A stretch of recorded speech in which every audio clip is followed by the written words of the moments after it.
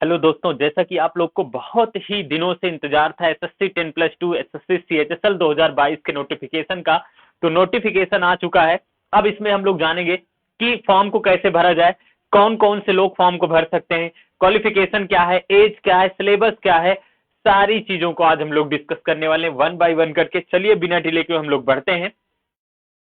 दोस्तों बात करें कि स्टाफ सिलेक्शन कमीशन यानी कि एसएससी का पूरा नाम है। यहाँ पे SSC combined higher secondary level जो एग्जाम होता है, इसमें शॉर्ट फॉर्म में इसको बोलते हैं सीएचएसएल। ऑनलाइन फॉर्म 2022 की बात करें तो सीएचएसएल शॉर्ट डिटेल नोटिफिकेशन आगे यहाँ पे दिया गया है, उस पे आज हम लोग चर्चा करने वाले हैं।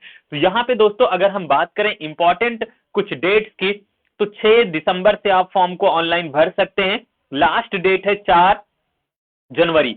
तो लेकिन 4 जनवरी का वेट मत करना, क्योंकि लास्ट में साइट बिजी चलती है तो आप फॉर्म वॉर्म नहीं भर पाओगे, बहुत सारी दिक्कत आएगी। ऑनलाइन पेमेंट 5 तक कर सकते हो, लेकिन उसके पहले ही कर देना। ऑफलाइन पेमेंट 6 तक कर सकते हो। करेक्शन यहाँ पे जो होगा इसका 9-10 जनवरी तक आप कर सकते हो, लेकिन कोशिश करना कि फॉर्म अपने सामने बैठ के भरो या खुद ही भर लो, मोबाइल से भी भर सकते हो। तो अगर किसी कैफे वाले से भी भरवाते हो तो सामने बैठ के भरवाना, लेकिन अगर नहीं भरवाओगे, सामने नहीं भरवाओगे, कुछ गलत होगा तो वहां पे आपको एक्स्ट्रा चार्ज देना होगा। जैसे कि मैं बात करूं कि जनरल, ओबीसी और ईडब्ल्यूएस वाले के लिए फीस केवल 100 रुपए है। एससी एसटी और जो हैंडीकेप हैं, पीएच वाले हैं, उन लोगों को यहाँ पे फीस नहीं पेड करना है। ऑल कैटेगरी फीमेल, जो फीमेल हैं उनको भी फीस नहीं पेड करना है। इसी प्रकार करेक्शन चार्ज फर्स्ट टाइम, अगर पहली बार आपका कुछ गलत हुआ है, सही करवाते हो, 200 रुपए लगेगा। करेक्शन चार्ज सेकेंड टाइम आपको 500 रुपए।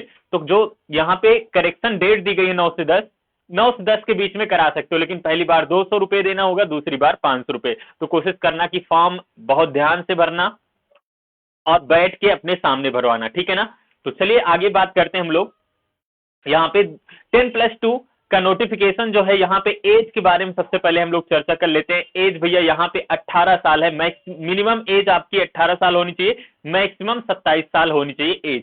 लेकिन एज रिलैक्सेशन एक्स्ट्रा पर SSC combined higher secondary 10+2 level examination 2022 rules, यानी कि अब बात करें तो ओबीसी को 3 साल और एससी एसटी को 5 साल की छूट लगभग दी जाएगी, ठीक है ना। तो अगर आप 3 साल ओबीसी हैं तो 3 साल और एससी एसटी वालों को 5 साल की छूट दी जाएगी। यहां बात करते हैं दोस्तों हम पोस्ट की, तो आपको लोअर डिवीजन कलर की जो पोस्ट है, टोटल यहाँ पे 4500 पोस्ट है। कितनी है? 4500 वैकेंसी है इसमें। 10+2 एलिजिबिलिटी जो होनी चाहिए वो आप 12वीं पास हो तभी इस फॉर्म को भर सकते हो, लेकिन एज भी मिनिमम 18 से प्लस होना चाहिए, 18 मिनिमम एज होनी चाहिए। लोअर डिवीजन कलर की बात करें तो LDC junior secretariat assistant JSA की बात करें तो यहाँ पे वैकेंसी निकली है, और आपका पोस्टल असिस्टेंट का है, इसी प्रकार डाटा एंट्री ऑपरेटर का है, डीईओएस का वैकेंसी निकली है। आगे दोस्तों अगर बात करें हम यहाँ पे तो SSC combined higher secondary level exam SSC 10+2 की बात करें तो यहाँ पे हम सिलेबस फर्स्ट, यहाँ पे टीयर फर्स्ट का सिलेबस चर्चा करेंगे, क्योंकि जब तक प्री निकलेगा नहीं मेंस का सिलेबस डिस्कस करने से कोई मतलब नहीं है। तो पहले हम लोग प्री के लिए यानी कि टीयर फर्स्ट की बात करते हैं। तो सब्जेक्ट इसमें 4 होगा। पहला सब्जेक्ट कौन कौन सा होगा भैया? फर्स्ट सब्जेक्ट है आपका इंग्लिश लैंग्वेज, जो कि बेसिक नॉलेज से आपका होना चाहिए, बेसिक नॉलेज से काम बन जाएगा। दूसरा जनरल इंटेलिजेंस यानी कि रीजनिंग, 25 प्रश्न इसके भी रहेंगे 50 नंबर, यानी कि एक प्रश्न 2 नंबर के। इंग्लिश के भी 25 प्रश्न रहेंगे 50 नंबर के। इसी प्रकार क्वांटिटिव आपका रहेगा। जो अर्थमेटिकल की बात करें तो अर्थमेटिकल जो नॉर्मल बेसिक अर्थमेटिकल रहेगा आपका, अर्थमेटिक आपका रहेगा 25 प्रश्न रहेंगे 50 नंबर के। इसी प्रकार जनरल अवेयरनेस की बात करें तो जनरल अवेयरनेस के भी 25 प्रश्न रहने वाले हैं, टोटल 50 नंबर के। यानी कि टोटल हम बात करें तो प्रश्नों की संख्या 100 होगी, और मैक्सिमम मार्क्स कितने होंगे? एक प्रश्न 2 नंबर का होगा, तो टोटल 200 नंबर आपको मिलने वाले हैं।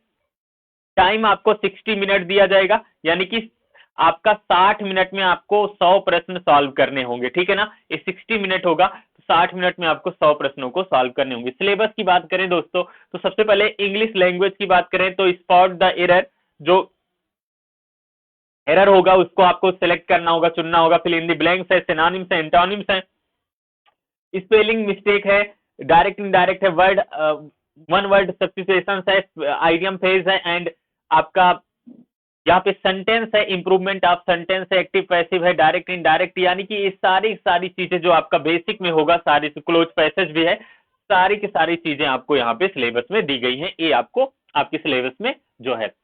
अब दूसरा बात करें इंटेलिजेंस, आप इंटेलिजेंट जनरल इंटेलिजेंस की बात करें तो यानी कि रीजनिंग की बात करें तो it would include questions of both verbal and non verbal type, यानी कि वर्बल और नॉन वर्बल दोनों टाइप के प्रश्न पूछे जाएंगे।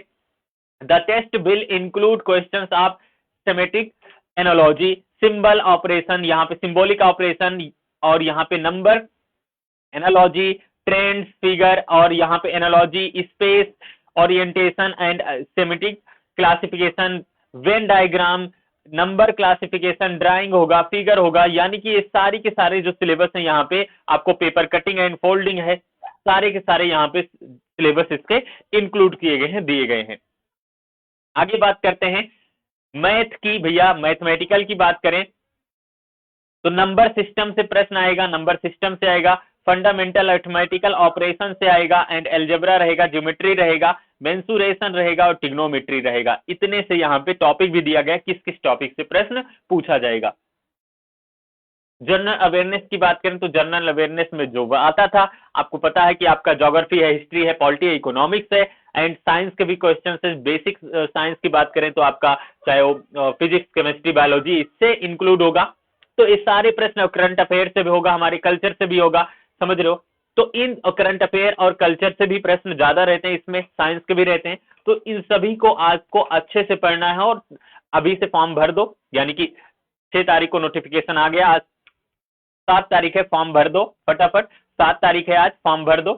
तो फॉर्म भर दो, उसके बाद तैयारी करना शुरू कर दो। हम लोग इस पे पीवाईक्यू ला रहे हैं रीजनिंग के, तो जल्द ही आपको नोटिफिकेशन मिलेगा कि पीवाईक्यू रीजनिंग के कब से आ रहे हैं, ठीक है। उम्मीद है आपको जानकारी अच्छी लगी होगी, आपको सारी जानकारी मिल गई होगी, जो आपके मन में डाउट होगा। तो मिलते हैं एक नए वीडियो में कुछ नए और महत्वपूर्ण जानकारी के साथ, तब तक के लिए जय हिंद।